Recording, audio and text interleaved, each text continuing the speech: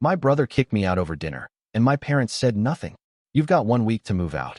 That's what my brother said, smirking at me from across the dinner table like it was no big deal. Linda and Tom didn't say a word, just sat there watching, silent. I reached into my folder and laid the property records down on the table.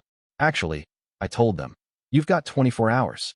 Their forks clattered to their plates the second they read the paperwork. But before I dive into all that, let me say this. I've noticed the channel's been slowing down a bit lately. If you're here and you like these stories, hitting that subscribe button is the easiest way to show support.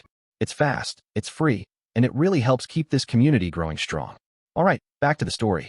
I never imagined roast chicken and mashed potatoes would be the backdrop for betrayal, but life has a funny way of serving up its worst moments when everything seems normal. It was a cold Sunday evening, the kind where the wind shakes the windows, and the whole house smells like rosemary and butter. I had just finished setting the table for dinner.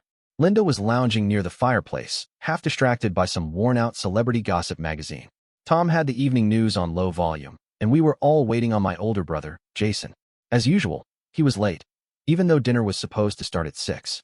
He finally strolled in around 6:30, wearing a smug grin, flashing a flashy watch, and carrying a ridiculously expensive bottle of wine no one had asked him to bring. That house, our family home, had been through the ringer more than once. We nearly lost it during the 2008 financial crash, and then again when the medical bills piled up after Tom's surgery. Jason hadn't been there for either of those times. He was off living in Chicago, chasing some high-flying corporate life. He only called when it was convenient for him, and never once showed up when things got rough. I was the one who stuck around. I was the one juggling 2 jobs, crashing in the tiny guest room, pouring every paycheck into patching up the roof, fixing busted plumbing, and making sure we didn't lose the house.